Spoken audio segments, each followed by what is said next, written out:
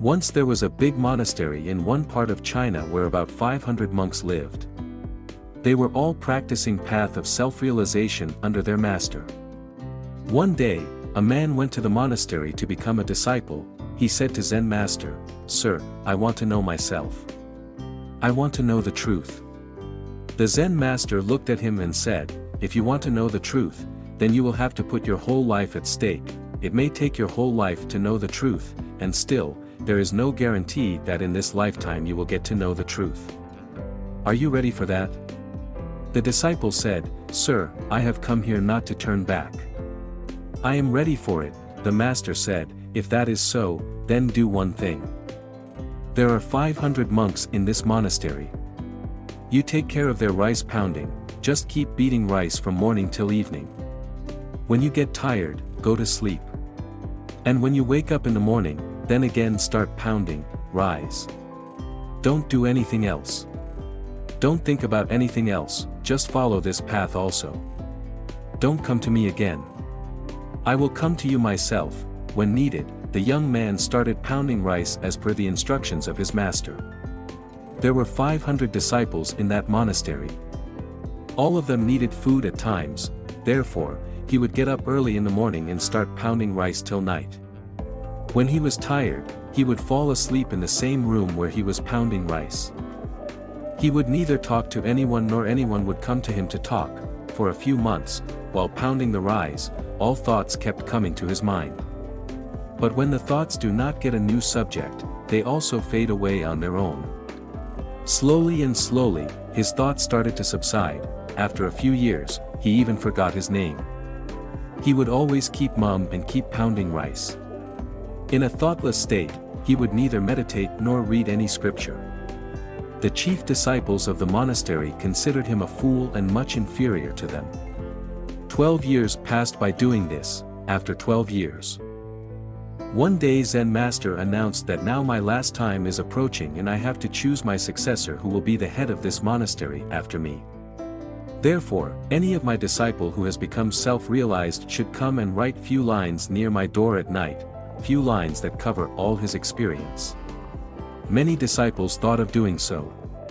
One of the chief disciples of the monastery went there and wrote few lines. He was very knowledgeable of Buddhist scripture. All the disciples considered him to be the possible successor of their master. He wrote that mind is like a mirror on which dust of thoughts and desires accumulates. To sweep away this dust is meditation, whose dust has been cleared and the mirror of the mind has become clear. He has attained salvation. When the master woke up in the morning and saw these lines, he got very angry and said, "Which idiot has written all this garbage on my wall?" The chief disciple kept silent. However, the lines he wrote were full of wisdom, but it was all bookish knowledge. The chief disciple was very clever. He wrote the lines but did not sign below because he himself was not sure about it whether it is right or not. Since he was not self-realized, the master completely rejected those lines. Everyone was surprised to see this. This incident became a topic of discussion in the entire monastery. 2 disciples, while talking on this topic, passed by the disciple who had come here 12 years ago and used to pound rice day and night.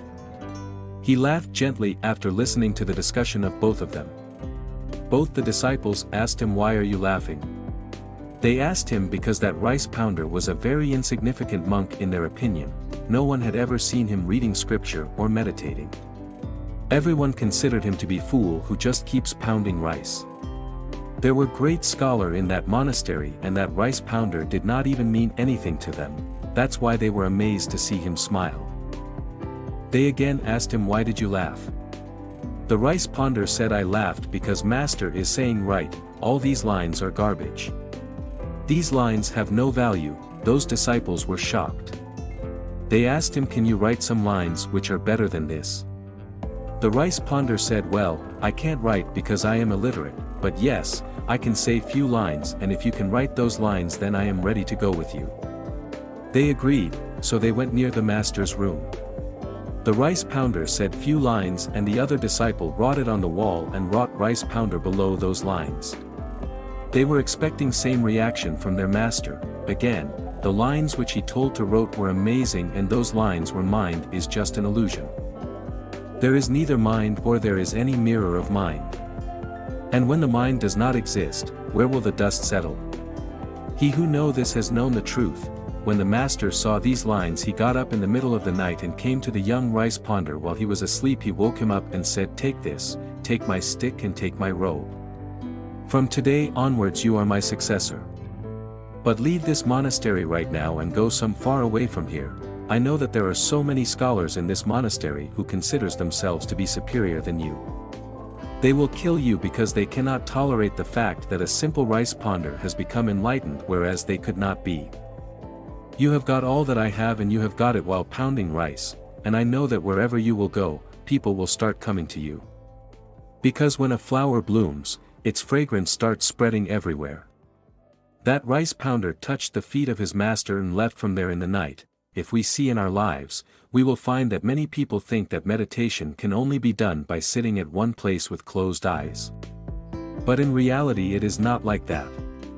Meditation can be practiced even while walking. Meditation can also be done even while doing some work.